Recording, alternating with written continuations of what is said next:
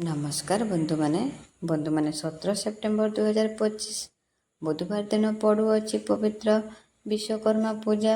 चलित वर्षर विश्वकर्मा पूजा को बहुत ही खास एवं दुर्लभ बोली मना जाउअछि, काहेकि ना एही दिन रे कन्या संक्रांति मध्य पड़ुअछि एवं एही दिन एकादशी मध्य पड़ुअछि। गोटे दिन रे संक्रांति, एकादशी एवं विश्वकर्मा पूजा पड़ुअछि।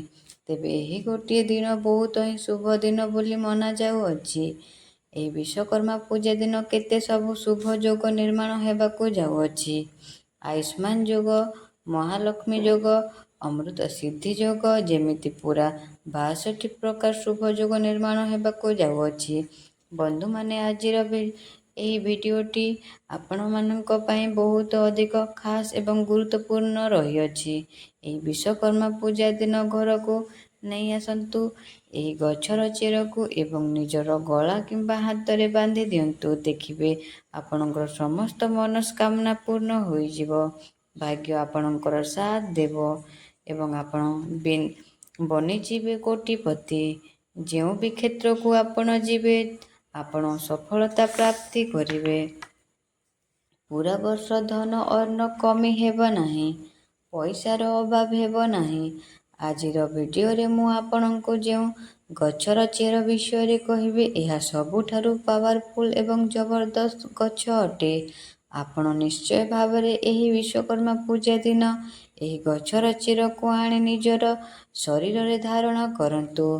ता गला रे हेउ किंबा हाथ रे हेउ धारण करंतु। देखिबे पूरा वर्ष धन अन्न रु कमी हेबो नाही।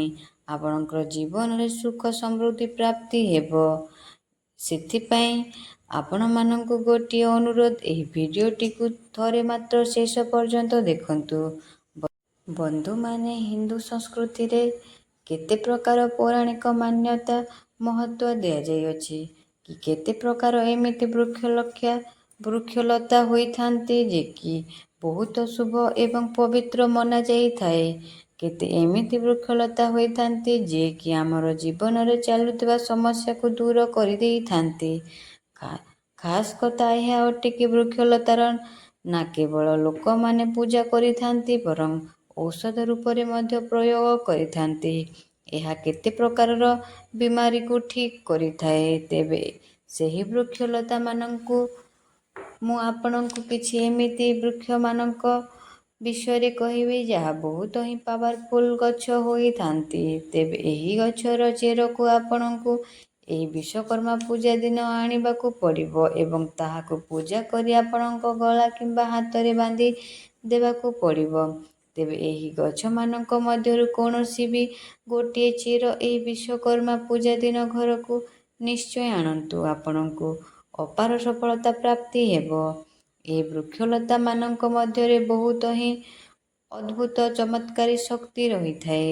आपण मानंतु बा न मानंतु, आम जीवन काल रे मध्यरे केते सब वृक्षलता प्रयोग करी केते सब जटिल रु जटिल रोग को तो आपणको आजिर मु जेउ गछ विषय रे कहिबे तो एहाकू ए विश्वकर्मा पूजा दिन आनी ताहाकू पूजा करी निजर गला किंबा हाथ रे बांधी दियंतु। देखिबे आपणको तत्काल फायदा पहुंचीबो। आपणको सेही सब जिनिस प्राप्ति हेबो जेउ जिनिस को आपण बहुत समय धरी प्राप्ति करिबाकू चाहुथिले। बंधु माने दामिका गहना पिंधिबा परिवर्ते जदि आपण एही वृक्षलतार चेर को धारण करि थांती तो ताठारु बहुत अधिक शुभ परिणाम आपणको प्राप्ति होई थाए। सर्वप्रथमे आपण एही गछ चेर को आनी आपणको ठाकुर घरे पूजा करी धूप दीप देखाई पूजा करी नियंतु। एहा परे एहाको चांदीर ताबिज रे पुराई आपणकर गला किंबा हाथ रे बांधी दियंतु। तेबे आसंतु जानिबा एही विश्वकर्मा पूजा दिन केउ गछर चेर को आपण घर को आनिबार अछि। तो बंधु माने प्रथम गछ हेउछि अरख गछ।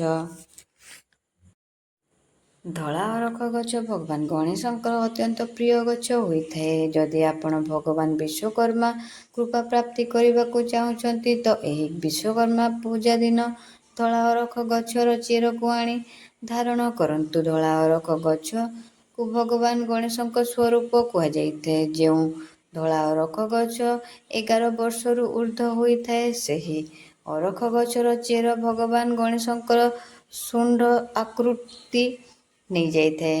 ଭଗବାନ ଗଣେଶଙ୍କୁ ରିଦ୍ଧି ସିଦ୍ଧି ଏବଂ ଶୁଭ ଲାଭଙ୍କର ସ୍ୱାମୀ କୁହାଯାଇଥାଏ।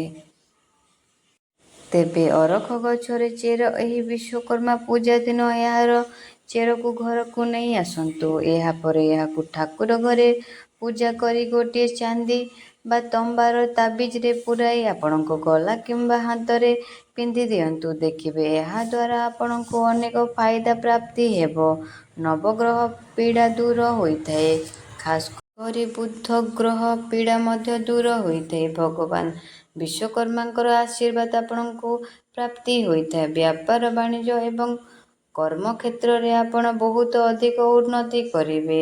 ଆପଣଙ୍କର କୌଣସି ଚେର ଆଣନ୍ତୁ ବା ନ ଆଣନ୍ତୁ, କିନ୍ତୁ ଏହି ବିଶ୍ୱକର୍ମା ପୂଜା ଦିନ ଧଳା ଅରଖ ଗଛର ଚେର ଅବଶ୍ୟ ଆଣନ୍ତୁ ଏବଂ ତାହାକୁ ଧାରଣ କରନ୍ତୁ। ଶୁଭଫଳ ପ୍ରାପ୍ତି ହେବ ଏବଂ ପୂରା ବର୍ଷ ଆପଣଙ୍କର ଘରେ ଧନ ଅନ୍ନର କମି ହେବ ନାହିଁ। ତେବେ ପରବର୍ତ୍ତୀ ଜବରଦସ୍ତ କର୍ମଚାରୀ ଗଛ ହେଉଛି କଳା ଦୁଦୁରା ଗଛ।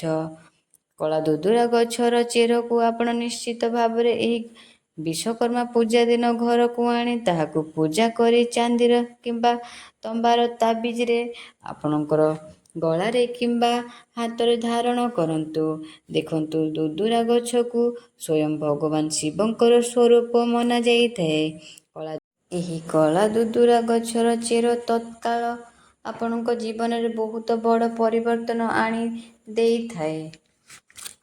ତ ବନ୍ଧୁମାନେ, ଯଦି ଆପଣ ଚାହୁଁଛନ୍ତି ସମସ୍ତ ଗ୍ରହମାନେ ଆପଣଙ୍କର ସାଥ ଦିଅନ୍ତୁ, ତ ନିଶ୍ଚୟ ଭାବରେ ଏହି ବିଶ୍ୱକର୍ମା ପୂଜା ଦିନ କଳା ଦୁଦୁରା ଗଛର ଚେରକୁ ଆପଣଙ୍କ ଘରକୁ ଆଣି ପୂଜା କରନ୍ତୁ ଏବଂ ଏହାପରେ ଏହାକୁ ଗୋଟିଏ ତାବିଜ ଭିତରେ ପୂରାଇ ଆପଣଙ୍କର ବେକ କିମ୍ବା ହାତରେ ବାନ୍ଧି ଦିଅନ୍ତୁ। କଳା ଦୁଦୁରା ଚେରକୁ ପିନ୍ଧିବା ଦ୍ୱାରା ଶନିଦେବଙ୍କର କୁପ୍ରଭାବ, ଶନିଙ୍କର 7.5 ଶନିଙ୍କର ଅଢ଼େଇ ଏବଂ ଶନି ଦୋଷରୁ ମୁକ୍ତି ମିଳିଥାଏ। ଏହାଦ୍ୱାରା ଆପଣଙ୍କର ଶୁକ୍ର ଗ୍ରହ ମଜବୁତ ହୋଇଥାଏ। ତ ବନ୍ଧୁମାନେ, ଶେଷ ଗଛଟି ହେଉଛି ଅପମାର୍ଗ ଗଛ। ଅବଶ୍ୟ ଘରକୁ ଆଣନ୍ତୁ ଏବଂ ଏହାର ଚେରକୁ ନିଶ୍ଚୟ ଧାରଣ କରନ୍ତୁ। ଏହାକୁ ଅପମାର୍ଗ କାହିଁକି କୁହାଯାଏ? ଏହାର ଯେଉଁ ବୀଜ ହୋଇଥାଏ, ଏହା ଓଲଟା ହୋଇଥାନ୍ତି। ଏଥିପାଇଁ ଏହାକୁ ଅପମାର୍ଗ କହିଥାନ୍ତି, ଅର୍ଥାତ୍ ଏହାକୁ ଦୁନିଆଠୁ ଓଲଟା ଚାଲିଥାଏ। ଅପମାର୍ଗର ସତ୍ୟ ମହାତ୍ମାମାନେ ସବୁଠୁ ଅଧିକ ପ୍ରୟୋଗ କରିଥାନ୍ତି। ଏହି ଅପମାର୍ଗ ବୀଜର କ୍ଷୀରି ଖାଇବା ଦ୍ୱାରା 30 ଦିନ ପର୍ଯ୍ୟନ୍ତ ଭୋକ ଲାଗି ନଥାଏ। ଏହାକୁ ବିଶ୍ୱକର୍ମା ପୂଜା ଦିନ ନିଶ୍ଚୟ ଘରକୁ ଆଣନ୍ତୁ ଏବଂ ଏହାକୁ ତାବିଜ ଭିତରେ ପୂରାଇ ଆପଣଙ୍କ ଗଳାରେ କିମ୍ବା ହାତରେ ବାନ୍ଧନ୍ତୁ। ଏହାକୁ ଧାରଣ କରିବା ପରେ ଏହା ଶତ୍ରୁମାନଙ୍କ ନାଶ କରିଥାଏ। ତ ଏହାକୁ ଅବଶ୍ୟ ଧାରଣ କରନ୍ତୁ। ଏହାକୁ ପିନ୍ଧିବା ପରେ ଯେଉଁ ନବଗ୍ରହ ପୀଡ଼ା ହୋଇଥାଏ, ତାହା ତତ୍କାଳ ଦୂର ହୋଇଥାଏ। ଯେମିତିକି ଶନି ପୀଡ଼ା, ରାହୁ କେତୁ ପୀଡ଼ା ସବୁ ଦୂର ହୋଇଥାଏ। ତ ଆଶା କରୁଛି ବନ୍ଧୁମାନେ, ଆଜିର ଏହି ଭିଡ଼ିଓଟା ଆପଣମାନଙ୍କୁ ଭଲ ଲାଗିଥିବ। ଯଦି ଭଲ ଲାଗିଥିଲେ କମେଣ୍ଟ ବକ୍ସରେ ଜୟ ମା ଲକ୍ଷ୍ମୀ, ଜୟ ଶନିଦେବ, ଜୟ ବିଶ୍ୱକର୍ମା ଅବଶ୍ୟ ଲେଖିଦିଅନ୍ତୁ ଏବଂ ଚ୍ୟାନେଲଟିକୁ ସବସ୍କ୍ରାଇବ୍ କରିଦିଅନ୍ତୁ। ଧନ୍ୟବାଦ।